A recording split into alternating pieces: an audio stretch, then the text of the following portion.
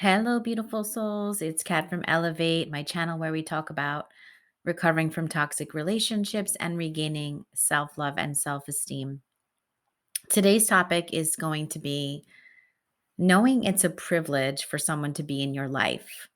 And I wanted to talk about this topic because I think some people have gone through a toxic relationship, are feeling really down on themselves. They're feeling really rejected. They're feeling really battered down with their confidence and self esteem. So I wanted to go into this topic to address that. But before I get into today's topic, please definitely subscribe if you haven't, like this video, and share it with as many people as you think may benefit because I really want to get my message out there and grow this community. So the topic is knowing it's a privilege for someone to be in your life. And again, I feel like having been through a toxic relationship myself or several toxic relationships and having dealt with dating people who weren't actually capable of healthy relationships for various reasons, either due to personality disorders, mental illness, or even just emotional immaturity. I think having gone through those relationships and dealt with people who weren't capable of being a healthy, equal partner to me did damage me in the long run. Their toxic ways and their unhealthy patterns of behavior led to a dysfunctional dynamic between us, which then caused me to live in a toxic way for a period of time. And in some of these instances, this was for years. So when you go through a toxic relationship for years and you're living that, you're not being your best self. So even if you were really healthy and let's say, you know, doing well prior to engaging in a toxic relationship with someone, once you're in that toxic relationship, it really brings you down. I think it brings you to a place where it triggers a lot of your more immature childhood wounds. I think it can cause you to lose your patience in some ways. It causes, we know, reactive abuse. So there's a lot of ways that you can be triggered by a toxic relationship. And over time, I think your ability to cope and to act in a healthy way is minimized over time. So I think it's extremely hard to expect, let's say, a healthy individual to be paired up with a toxic person and then the healthy person stays healthy. That's not going to happen. We all know that. The toxic person essentially seeps a poison into your life that you don't even realize is happening because it's invisible. So over time, you become accustomed to these toxic ways and you become accustomed to the toxic dynamic between you and you become more toxic yourself. This is like just standard, been proven. Everyone knows this from having either gone through the experience or having known someone who went through the experience, that people that go through being paired up with a toxic person, being involved romantically or in a close friendship or family, the toxic person has a toxic effect on a healthy person. So, given that idea and that's what happens through the process, at the end of the relationship, even once you leave that relationship, as the healthy person who came into it, you are now psychologically and emotionally damaged. And it's unfortunate that it happened to you, but now you have to heal. Now you have to move past all of the damage they did to you. And they're not going to give you closure. They're not going to give you the apology you wanted or the remorse that you wanted because, as you know, toxic people don't give you that. It's going to be up to you to find the closure and to make your way past all of this pain and hurt and all of the toxicity that you were subjected to, and how it changed you. You now have to figure out, how do I get back to my healthy self?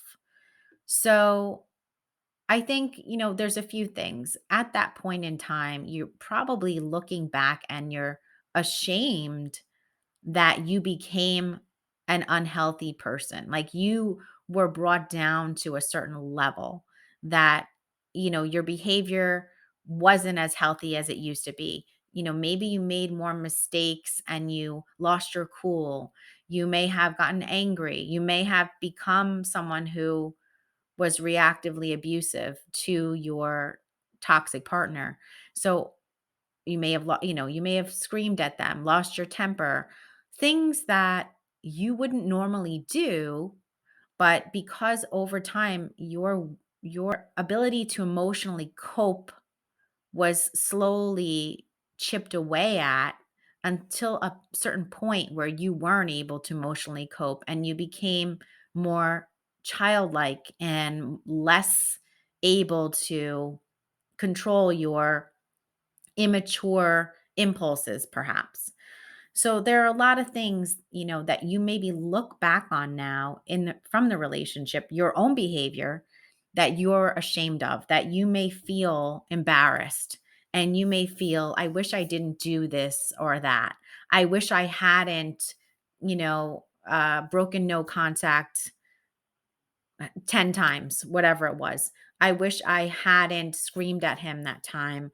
I wish I hadn't gone to his house for whatever reason, and we got back together. I wish I would have just stayed away and moved on with my life. Why did I do that? Now it was another year of my life that I wasted. So you can look back now with all these regrets, right? We all do that because we all sort of feel that we contributed, and we did. To a point, we did contribute because we stayed in the toxic relationship. We let that toxic poison seep into us and our personality because of the dynamic we were in. And instead of separating ourselves, leaving the entire situation and staying healthy and not letting that sort of change us, by default. Not that we didn't agree to this. This all just happens subconsciously when you're in this kind of toxic dynamic over time, over a long period of time. So it wasn't like we consciously agreed to this. It wasn't like we consciously, you know, uh, made these mistakes. We acted out in certain ways that may not have been our best behavior because we were under high stress. Our nervous systems were like completely strung out because of the highs and lows of intermittent reinforcement and the love bombing and then the devaluing, and you're up and you're down and your cortisol and your dopamine, like it's all over the place. So your nervous system was like strung out. Your ability to handle stress was severely compromised. And here you are now, at the end, maybe you've now broken ties with the toxic person, and you're just looking back like, I am so ashamed. I'm embarrassed. Like, why did I just break no contact? It was a month. I was doing great. You broke it probably because you wanted a dopamine hit, but you didn't know that at the time that your body was looking for that. So there's a lot that goes into this, and it's not just willpower. It's not just necessarily having the willpower to end these situations. There's so many different levels of why you can't keep no contact. And I do go into that more in my course, the toxic heartbreak remedy, which is in the link below in the comment section, if you want to take a look and check it out. But I think there are so many layers to why no contact and breaking a trauma bond is so difficult. So, anyway, I think you get to this place at the end where you look back and you say, why did I do all these things? And you kind of beat up on yourself. First of all, it could be like, why did I stay so long in that toxic relationship? A lot of people I know, their looks go down the drain. Like they stop taking care of themselves. They start eating unhealthy foods. They're not exercising as much, and they look at themselves in the mirror and say, like, I look terrible compared to how I looked before I got into that relationship, because it actually takes a toll on your body, as I've mentioned before, and your nervous system, where you're not able to cope and you're not able to handle as much exercise and you're not able to make as great decisions because your mind and your emotions are all over the place. It's like a roller coaster with these people. So you might be beating yourself up. You might be feeling down about yourself. You may be like not having the confidence, not having the self esteem. And I just wanted to say that It's it's something to remember that you are that person from before. You are still deep down inside that amazing person that they fell in love with in their mind, that you know, that they were attracted to, that they complimented. There were things about you that are so special that still exist today, even though you're in a beaten down state.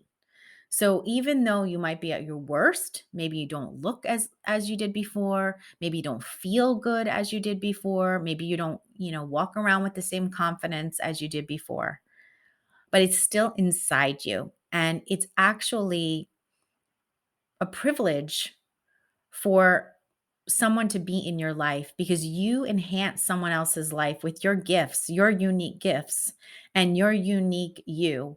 Nobody has what you have. You are an individual that's different from everyone else.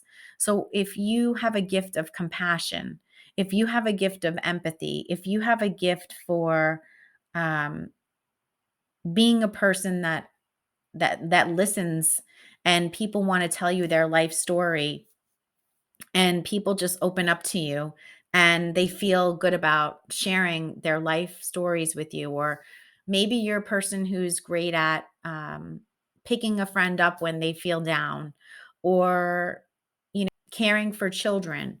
Maybe you're a wonderful animal lover and you take great care of animals, and you take in stray animals and nurse them to health or care for them.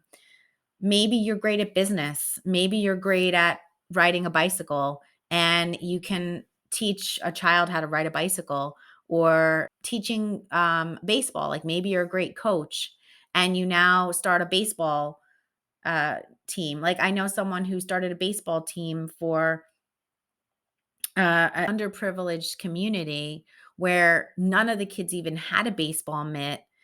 He started to coach, and now he has 18 kids, 7th graders on his team. And that was huge, especially for that community where it's underprivileged and they didn't have any money and these kids don't have anything. And now he's starting this sense of community and connection with these kids on this baseball team in middle school. So there may be a million different gifts that you bring to the world. Maybe you are talented musically and you make amazing music and you can bring that to the world. Maybe you create art. Maybe you you know, just facilitate maybe you like deliver mail. Maybe you facilitate people getting their mail. Maybe you're an amazing cook and you can cook for people and make them happy, and they find joy in in having your delicious meals. All of those things are gifts. Those are gifts that no one else has in the same capacity as you exactly. Like your makeup of all those different things. For me, it's like I'm a mother, I'm a YouTube creator, I'm a real estate professional. Also, I invest in real estate. I do renovations on homes in real estate, and I am a landlord as well. So I have a lot of different hats that I wear.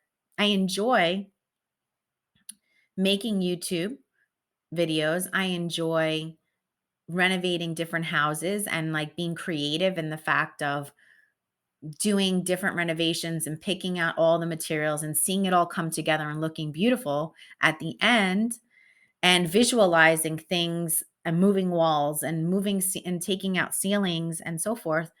I enjoy all that visualization, all that planning, all the sketching of, how am I going to do it? How am I going to move these walls? How am I going to move the plumbing? How am I going to do this or that to make this place look more beautiful and, have the floor plan be improved and so forth. So everybody's got their own skills. Everybody has their strengths and weaknesses, but only you have yours in the exact proportions that you have it. So I feel like you need to understand that even though you're down, even though you might be low, even though you're in a bad place, it's still a privilege for someone to be in your life because you're able to offer them those really unique gifts that only you can give, that only you have in exactly your own way. And if someone else doesn't appreciate that, if someone else doesn't want you in their life, and if someone is rejecting you, that's okay.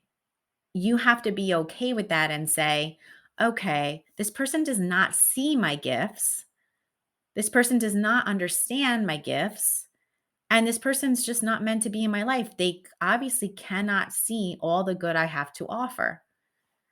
And as you heal more and more from this toxic experience, your focus has to be on your own gifts and on patting yourself on the back for doing a great job at something, for being capable of healing, for being capable of getting through this process and getting to the other side. It takes a lot of energy, and it takes a lot of purposeful healing to make it through to the other side of healing from a toxic relationship. So if you can do this, it's big. And again, it's about remembering who you used to be, and that people are blessed to have you around. If you're a good person and you are doing everything you can to bring love and to bring goodness as best you can into the world, people are privileged to be around you. People are privileged to be in your life. And you're also privileged to be in theirs because, again, it's a reciprocal thing. So, I want someone to feel like it's a privilege for them to be in my life. And I want to feel like it's a privilege for me to be in their life because I want to feel like we have a reciprocal friendship or relationship or whatever. Whatever it is, that relationship needs to be reciprocal. So I value them and they value me. For I value them for being them and all of their beautiful, unique qualities that they have. They are uniquely them. And I value that. And I see them for all that they are.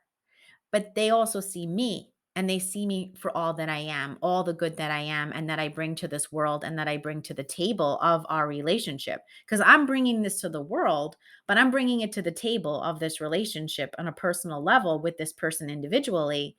You know, to me, that's a gift to them.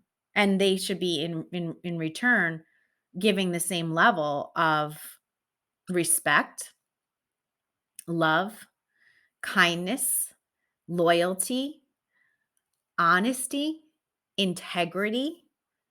Those are all the things that we need to have in a reciprocal relationship. And then, of course, all these other things like that make you uniquely you, all the skills, all the quirks, you're good and you're bad.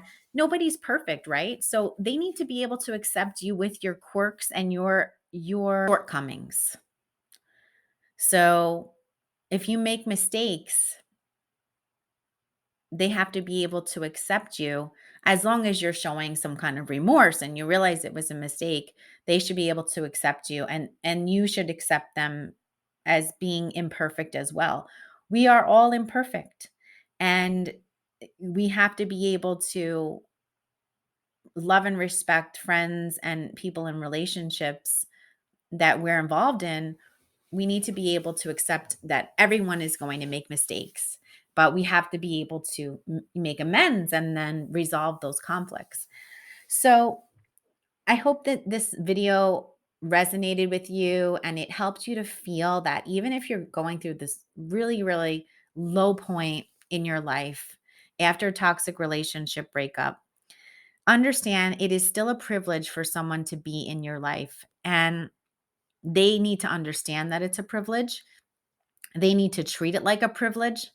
Because again, if you're a person full of integrity, loyal, faithful, kind, compassionate, empathetic, and you are giving that to this person, to this other person, they need to value that as a privilege. It's not just anybody that should be getting that. You can't go around and just throw it out there at everybody anymore. And I hope that this toxic relationship has taught you that you cannot be throwing out all your goodness to the people that don't deserve it.